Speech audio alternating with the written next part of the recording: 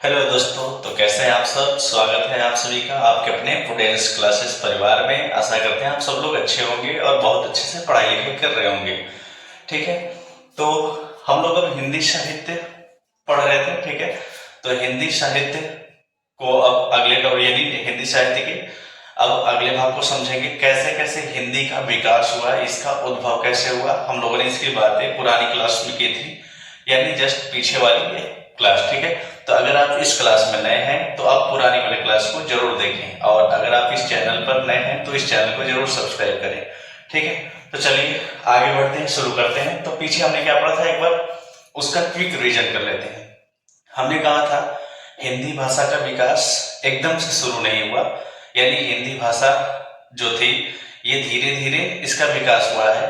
अगर भाषाओं की बात करें तो टोटल 3000 भाषाएं विश्व में प्रचलन में है, और इन 3000 भाषाओं को 13 भाषा परिवार में बांटा गया है। ठीक, और 13 भाषा परिवार में से अकेले जो है आपका 4 भाषा परिवार भारत में देखने को मिलती है। ठीक, अब वो अकेले जो 4 भाषा परिवार है भारत में कौन कौन सी है, तो आप कह सकते हैं एक भारोपीय है, एक हो जाएगी ऑस्ट्रिक, एक हो जाएगी आपकी चीनी तिब्बती, ठीक है, और एक हो जाएगी द्रविड़ी। ये 4 भाषा परिवार आपके अकेले भारत में है।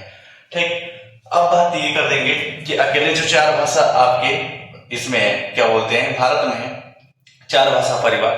ठीक, अब एक तरह से देखा जाए तो जो आपका भारोपीय परिवार की भाषाएं है, ठीक ना, तो आपकी जो भारोपीय परिवार की भाषाएं इन्हें 10 शाखाओं में बांटा गया। कितने शाखाओं में? 10 शाखाओं में बांटा गया, और इन 10 शाखाओं को 2 वर्गों में बांटा गया। यानी भारोपीय परिवार की 10 शाखाएं जो प्रचलन में है इन्हें हम 2 वर्गों में बांटते हैं। कौन कौन सा वर्ग? एक शेतम वर्ग, एक शतम वर्ग और एक केतुम वर्ग। ठीक है, शतम वर्ग और केतुम वर्ग। तो शतम वर्ग में क्या होता है? शतम वर्ग में आप देखेंगे जो भारतीय रानी भाषा हो जाएगी, शतम वर्ग में आर्मीनी भाषा, अल्बानी भाषा। और केतुम वर्ग में कौन सी हो जाएगी? तो आपकी जर्मन हो जाएगी, इटैलिक हो जाएगी, अमेरिकी, ये आपकी ग्रीक हो जाएगी, यूरोपीय हो जाएगी। ठीक है, ये किस में आ जाएगी? केतुम वर्ग में आ जाएगी। ठीक है, और शतम वर्ग में कौन सा हो जाएगा आपका? भारतीय रानी, अर्मेनी और अल्बानी भाषा आपके शतम वर्ग में आएगा। इन्हीं से जन्म हुआ है, यानी शतम वर्ग से ही जन्म हुआ है संस्कृत का। संस्कृत का जन्म किससे हुआ है? शतम वर्ग से हुआ है। तो ध्यान रखिएगा, आपसे जन्म पूछेगा कि संस्कृत का जन्म किस वर्ग से हुआ है, तो आप बताएंगे शतम वर्ग से। ठीक है, और जो शतम ये संस्कृत है, इसका जो सबसे पहले प्रयोग देखने को मिलता है इस संस्कृत का, वो देखने को मिलता है अवेस्ता ग्रंथ में। ठीक है ना, कौन से ग्रंथ में? अवेस्ता ग्रंथ में सबसे पहले हम लोग किसको देखते हैं? संस्कृत को देखते हैं। ठीक है, संस्कृत का जो सबसे पहले प्रयोग देखने को मिला है वो अवेस्ता ग्रंथ में देखने को मिला है। ठीक है, और बात करेंगे संस्कृत की, तो संस्कृत जो थी धीरे धीरे अब ये हिंदी की तरफ आगे बढ़ेगी, लेकिन उससे पहले इसको हम 3 भागों में बांटेंगे। एक भारतीय आर्य भाषा, एक दरद और एक ईरानी। ठीक है, तो दरद वाला में क्या आएगा? आपका पंजाबी आएगा, ठीक है, और कश्मीरी आएगा। दरद में कौन आएगा? पंजाबी और कश्मीरी। और ईरानी में क्या आएगी? तो फारसी आएगी, अरबी आएगी और पश्तो आएगी। ठीक है, पश्तो, फारसी, अरबी किस में आएगी? आपकी ईरानी में आएगी। ठीक, अब बात करेंगे हम लोग भारतीय आर्य भाषा की। तो जो भारतीय आर्य भाषा होगी, ठीक है, जो भारतीय आर्य भाषा होगी, उस भारतीय आर्य भाषा को भी हम लोग 3 तरीके से पढ़ेंगे बांट के। एक प्राचीन आर्य भाषा, एक मध्यकालीन और एक आधुनिक आर्य भाषा। जो प्राचीन आर्य भाषा है, ठीक है, इसका जो समय रहा है वो 2000 ईसा पूर्व से लेकर 500 ईसा पूर्व तक रहा है। प्राचीन आर्य भाषा का समय कब से कब तक? 2000 ईसा पूर्व से लेकर 500 ईसा पूर्व तक रहा है। और मध्यकालीन आर्य भाषा की बात करें, जो मध्यकालीन भारतीय आर्य भाषा है, इसका जो है समय वो है 500 ईसा पूर्व से 1000 ईस्वी तक। कब से कब तक? 500 ईसा पूर्व से 1000 ईस्वी तक। और आधुनिक आर्य भाषा का जो समय रहा है वो है आपका 1000 ईस्वी से अब तक। ठीक है, अब बात करते हैं प्राचीन आर्य भाषा में। तो प्राचीन आर्य भाषा जो है, प्राचीन आर्य भाषा में कौन सी संस्कृत बोली जाती थी? वैदिक संस्कृत और लौकिक संस्कृत। वैदिक संस्कृत का जो टाइम रहा वो 2000 ईसा पूर्व से लेके 800 ईसा पूर्व तक, और लौकिक संस्कृत का जो टाइम रहा वो 800 ईसा पूर्व से लेके 500 ईसा पूर्व तक रहा। ठीक, अब वैदिक संस्कृत का अगर बात करें तो वैदिक संस्कृत का मतलब क्या होता है? जो वेदों की संस्कृत है, यानी जो वेदों में लिखी गई संस्कृत है, यानी जो वेदों की भाषा है वो क्या है? संस्कृत है। लौकिक संस्कृत क्या है, तो अगर वेदों की संस्कृत जो कठिन लग रही थी उसको आसान भाषा में करने के लिए एक संस्कृत बना जिसको हम लौकिक संस्कृत के नाम से जानते हैं। ठीक है, वैदिक संस्कृत में 14 स्वर थे, 11 आपको पता है, 3 कौन सा है, 3 मैंने लिखवाया था पिछले क्लास में। एक हो जाएगा री, उसमें एक और ऐसे बना दीजिएगा, जैसे क्या बोला जा रहा है, री। ठीक है, री ऐसे बनता है, इसमें एक बार और ऐसे कर देंगे तो ये वाला री, और ये वाला लिरी, और एक लिरी ऐसे बना के फिर से एक बार ऐसे कर देंगे, तो ये 3 आपके स्वर किसमें थे, वैदिक संस्कृत में। ठीक है, बात करेंगे अगर मध्यकालीन भारतीय आर्य भाषा की, तो इसको भी हम लोग 3 भागों बांटते हैं, पाली, एक प्राकृत, एक अपभ्रंश। पाली जो भाषा है, ठीक है, पाली को प्रथम प्राकृत कहा जाता है, और आपको जो पाली प्राकृत हो गई इसे द्वितीय प्राकृत कहा जाता है, और अपभ्रंश को तृतीय प्राकृत कहेंगे। पाली भाषा का जो समय रहा वो 500 ईसा पूर्व से 1 ईस्वी तक रहा, और आपका जो प्राकृत का रहा वो 1 ईस्वी से लेकर 500 ईस्वी तक, और जो आपका अपभ्रंश का रहेगा वो 500 ईस्वी से लेके आपका 1000 ईस्वी तक रहेगा, किसका, अपभ्रंश का। ठीक है, तो हमने पाली को भी समझा, प्राकृत को भी, अपभ्रंश को भी। फिर हमने पाली को भी बांटा था, आपसे पूछेगा एग्जाम में, जैसे अगर पिछली क्लास आपको याद हो तो मैंने पूछा था कौन सी भाषा हलंत रहित होती है, तो आप क्या बताएंगे, पाली। ठीक है, किसमें 33 व्यंजन थे, तो आप क्या बताएंगे, पाली। पाली में कितने व्यंजन थे, 33। किसमें 8 स्वर थे, तो पाली में 8 स्वर थे, 3 लिंग थे, 3 वाच्य थे, 2 आपके क्या बोल देंगे, वचन है, ठीक है ना, 2 वचन, 3 लिंग, 3 आपके वाच्य, 33 व्यंजन और 8 स्वर, और ये हलंत रहित था, जबकि प्राकृत में भी सेम था। ठीक है ना। और बात करें अगर अपभ्रंश की, तो अपभ्रंश को जो तृतीय प्राकृत है इसमें 8 स्वर, 3 लिंग और 4 काल। ठीक है, 4 काल कौन से बताए थे मैंने, भूतकाल, वर्तमान काल, भविष्य काल। 3 काल आपको पता है। चौथा काल हो जाएगा विधि और आज्ञा का काल। कौन सा काल, विधि और आज्ञा का काल। अब जो अपभ्रंश होगी, अपभ्रंश को भी हम लोग बांटेंगे। कौन कौन सी अपभ्रंश, सौर श्रेणी अपभ्रंश, अर्धमागधी, मागधी, पैशाची, ब्राह्मण, महाराष्ट्रीय। तो हम लोग को यही से क्लास शुरू करना था, कहां से, अपभ्रंश से। तो चलिए हम लोग अपभ्रंश के आगे से क्लास शुरू करते हैं। ठीक है, तो यहां पर अपभ्रंश,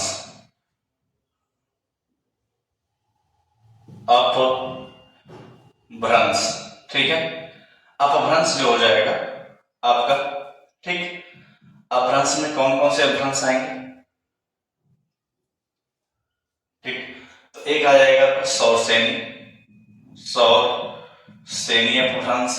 एक हो जाएगा अर्धमागधी, अर्धमागधी अपभ्रंश। एक हो जाएगा आपका मागधी अपभ्रंश, मागधी। एक कौन सा हो जाएगा आपका, एक हो जाएगा सौर श्रेणी अर्धमागधी, मागधी, ठीक है। और एक हो जाएगा पैशाची, जिसे टक भी कहा जाएगा, पैशाची, जिसे टक भी कहा जाएगा। एक हो जाएगा ब्राह्मण, ब्राह्मण। और एक हो जाएगा आपका महाराष्ट्री, महाराष्ट्री, ठीक है। तो महाराष्ट्री हो गया, ये हो जाएंगे, ठीक। चलिए अब अगले पॉइंट को समझते हैं हम लोग। तो आपका जो सौर श्रेणी है, ठीक, सौर श्रेणी में कौन कौन सी भाषा आ जाएगी, तो सौर श्रेणी में आपकी आएगी पश्चिमी हिंदी, पश्चिमी हिंदी। और इसमें आएगी राजस्थानी, राजस्थानी, गुजराती, गुजराती और पहाड़ी। ये किसमें आएगी, सौर श्रेणी में। बात करेंगे अर्धमागधी की, तो अर्धमागधी में आएगी पूर्वी हिंदी। कौन सी आएगी, पूर्वी हिंदी, ठीक है। पूर्वी हिंदी का मतलब इसमें जैसे मान लीजिए आपकी बघेली आएगी, छत्तीसगढ़ी आएगी, ठीक है, बघेली हो जाएगी आपकी, छत्तीसगढ़ी हो जाएगी, ठीक है। फिर इसी में आप चाहे तो अवधी एक जोड़ सकते हैं यहां पर, अवधी, अवधी, ठीक है। और अगर मागधी की बात करें तो मागधी आपको पता है मगध साम्राज्य, ठीक है, जो कि बिहार में था। तो यहाँ बिहारी, कौन से, बिहारी, मैथिली, बिहारी हो जाएगा, मैथिली हो जाएगा, भोजपुरी हो जाएगा, भोजपुरी, ठीक है। तो बिहारी, मैथिली, भोजपुरी, एक चाहे तो आप मगही लिख सकते हैं, मगही। ठीक है। पैसाची की बात करें तो पैसाची में आ जाएगा पंजाबी। कौन सा? पंजाबी। पैसाची में पंजाबी। ब्राह्मण में आएगा सिंधी। ठीक है। और महाराष्ट्री में आ जाएगा मराठी। ठीक है। महाराष्ट्री में कौन सा आ जाएगा? मराठी आ जाएगा। ठीक। तो अब यहां से ये आपका अपभ्रंश तक। तो ऐसे हिंदी चला कहां तक? अपभ्रंश तक। अपभ्रंश के बाद अब हम लोग आएंगे आधुनिक, जो आपकी हो जाएगी आर्य भाषा परिवार। आधुनिक आर्य भाषा परिवार जो होगी, आधुनिक आर्य भाषा परिवार में अब जो होगा वहां पे धीरे धीरे हिंदी की शुरुआत हो जाएगी। अपभ्रंश के बाद किसकी शुरुआत हो जाती है? हिंदी भाषा की शुरुआत हो जाती है। ठीक है। तो हिंदी में आपका आएगा प्राचीन हिंदी। ठीक है। और आपका मध्यकालीन हिंदी और एक आधुनिक हिंदी। तो प्राचीन हिंदी को ही अवहट्ट कहा जाता है। तो चलिए अगले पॉइंट को हम लोग नोट करते हैं। ठीक है।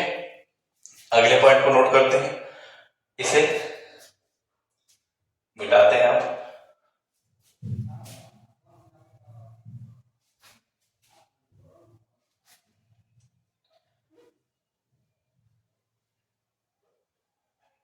तो अगला हम क्या लिखेंगे? अब अगला लिखेंगे आप लोग आधुनिक, आधुनिक भारतीय आर्य भाषा। आधुनिक भारतीय आर्य भाषा। ठीक है। तो आधुनिक आर्य भारतीय जो आर्य भाषा है, इसका समय कब से कब तक रहा? 1000 ईस्वी से अब तक। कब से कब तक? तो आप लिख सकते हैं 1000 ईस्वी से अब तक। अब तक। ठीक है। इसको भी कितने भागों में बांटा है? इसमें जो हिंदी भाषा का विकास होगा वो 3 चरण में होगा। सबसे पहले प्राचीन हिंदी, फिर मध्यकालीन, फिर आधुनिक हिंदी। ठीक है। तो हम यह बनाते हैं प्राचीन हिंदी, प्राचीन हिंदी, मध्यकालीन हिंदी, मध्यकालीन हिंदी, और हो जाएगी एक आधुनिक हिंदी, आधुनिक हिंदी। ठीक है। 3 तरीके से हिंदी को यहां बांटा गया। अब प्राचीन हिंदी जो रहेगी, इसका जो समय कब से कब तक रहेगा? तो इसका समय रहेगा 1000 ईस्वी से 1400 ईस्वी तक।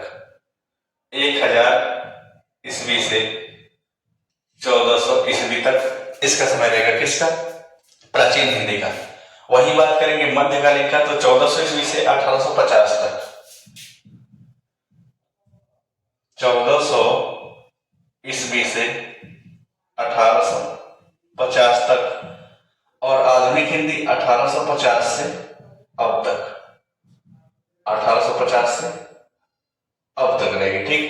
इसमें जो प्राचीन हिंदी है, इसी को अवहट्ट कहा जाता है। ठीक है। इसी को क्या कहा जाएगा? अवहट्ट। ठीक है। इसी को अवहट्ट कहा जाता है। ठीक। तब यहां से धीरे धीरे हम लोग का हिंदी का विकास शुरू हो गया। यानी अब हम लोग किसके बारे में पढ़ेंगे? हिंदी के बारे में। ठीक। तो कुछ अपभ्रंश के बारे में, कुछ मुख्य पॉइंट को और समझेंगे, उसके बाद हिंदी से शुरू करेंगे। ठीक है। तो मिलते हैं अब नेक्स्ट वीडियो में। मन लगा के पढ़िए, अच्छे से पढ़िए और इस बार जॉब लेंगे। ठीक है। धन्यवाद।